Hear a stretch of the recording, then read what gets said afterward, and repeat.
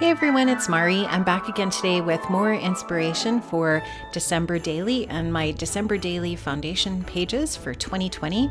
I'm going to be working in my Ali Edwards album, and I did purchase a bunch of Ali Edwards December Daily products for 2020, and I'm incorporating some things from my stash into my album as well this year. I'm going to start off here with this half circle cardstock piece that was part of one of the different bits of product from Ali that I did purchase this year. I really like this, but I did want to customize this with some paper from my stash that I am going to be using throughout my album. So the paper I'm using today is actually from a collection called My Mind's Eye Comfort and Joy, and I just really like this buffalo plaid. I think it's really pretty. I like this deep, rich red, and of course, the plaid pattern is just so on trend. I really love this. And so I just traced that half circle and I took my cutter bee scissors and I fussy cut that out. And now I'm just putting this onto my scoreboard. I scored a little bit of a fold there at 1/2 inch. Now I'm just folding that over and using my Teflon bone folder to just burnish that and make that just a nice crisp fold. Just going to trim off that little bit of excess corner there. And now this is all ready to stick onto that buffalo plaid. So I've cut this twice. You can see that I cut the half circle so that the buffalo plaid showing on the one side and this really cute sweater weather is showing on the other.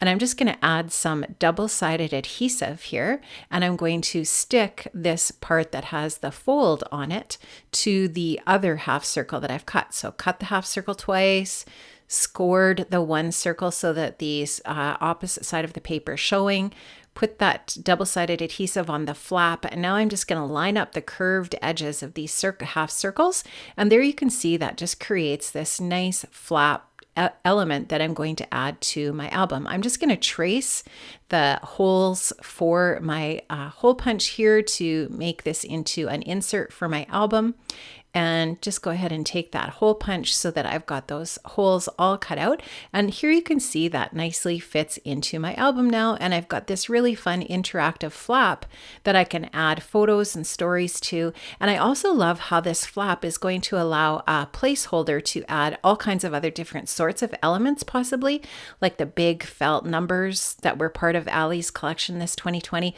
I also could use a smaller chipboard number. I could back that number with a tag, or I could cut out with a circle punch a circle as a placeholder for that number as well. Or I could use any of number of other embellishments that I have in my stash to decorate that flap. So really love how these different little interactive elements create a spot for you to add all of those fun little bits that you have in your stash, right? Whether they're new things you've added this year or things you've had in the past in your holiday stash.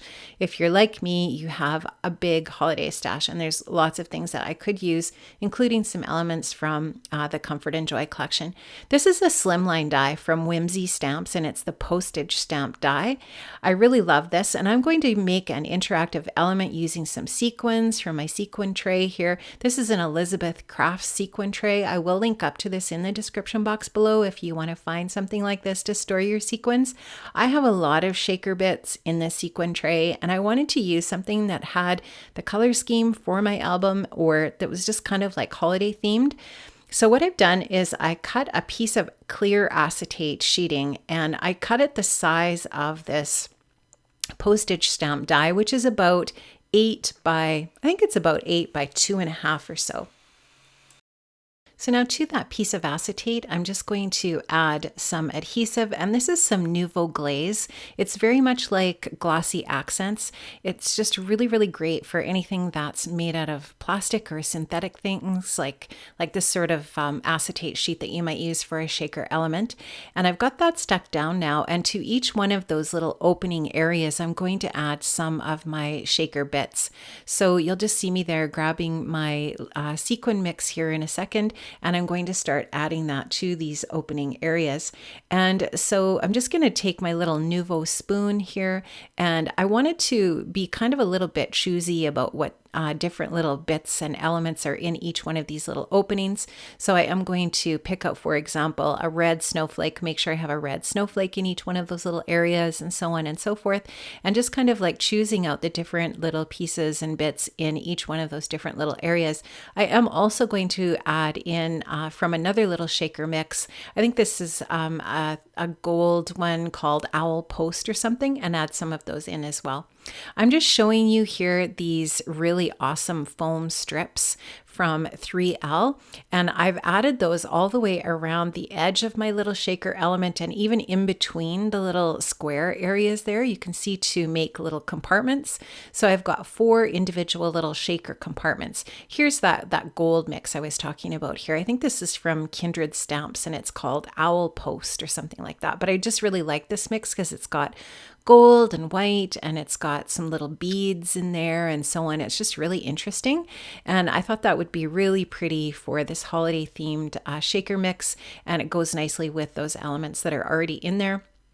So I'm just going to use my little spoon again, spoon out some of those bits into each one of the little sections. And now my little shaker element piece is ready to finish up and put together. So you'll just see I am going to close that up by taking the release paper off and sticking it together. Before I do that though, I have another piece of acetate all cut. And you can see that it is ready to go over top of that. So it's not going to be the paper and acetate together. I'm going to do the acetate first. So I'm just going to take that release paper off the foam adhesive. And hopefully this is making sense. I'm just going to take that other piece of acetate that I have cut. So I had 2 pieces of acetate that were exactly the same size. And so they're, like I said, about 8 by 2.5 inches, something like that. And now I'll take the second die cut piece there and adhere that over top of the acetate to finish off, or kind of like the topping on this piece. So I'm just going to take that Nuvo adhesive again, the Nuvo glaze, and I'm going to line this up and put that over top of the acetate. And now we're going to have everything all enclosed. So I had a die cut, then a piece of acetate, then the sequin mix and the foam adhesive, another piece of acetate, and now another die cut over top of that. Now to finish this up, I have to figure out a way how I can make this so that it can be attached to my album.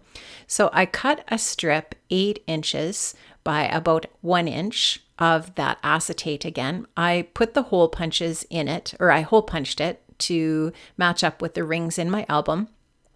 Now I'm just going to add another bead of that Nuvo glaze to the back of my shaker mix, and I'm going to stick that to that piece of acetate. And in that way, that's just going to create a little binding that my little shaker piece then can stick to and be inserted into my album. So I'm just going to use my lines on my craft mat here to make sure that I've got this lined up. It's a little bit tricky because that the hole punched piece obviously is clear, transparent. So I'm just trying to use those lines on my mat to get that all lined up nice and straight.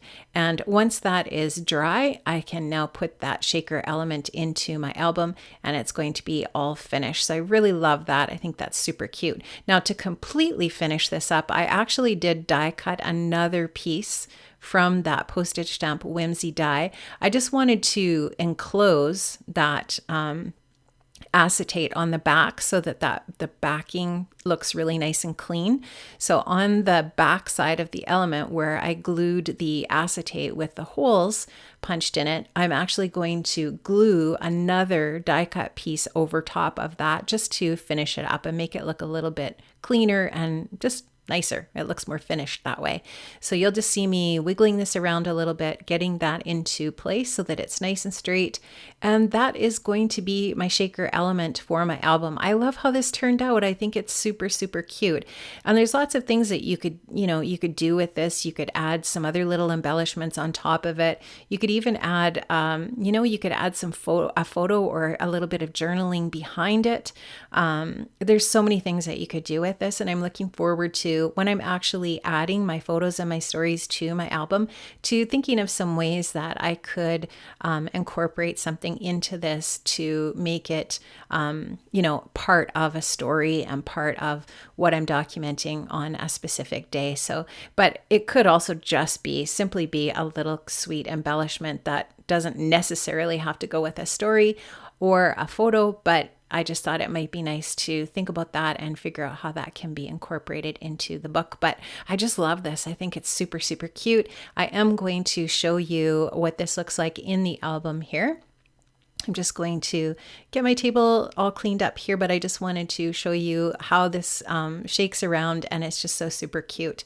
So here you can just see I'm ready to, and I'm still playing with it, put that into my album, and just how nice that looks. Sorry for the glare there. My one light is really glaring on that acetate, but really love how that piece works. So I'm hoping this inspired you to create a little shaker element for your album this year. I think it's super fun, and also to incorporate that half circle element into your album as well. I'm looking forward to sharing more foundation pages with you here on YouTube in the future. Make sure you tune in the weeks to come as I share more of my December daily album with you. Have an amazing day, everyone. Stay safe, and I'll see you next time. Bye-bye.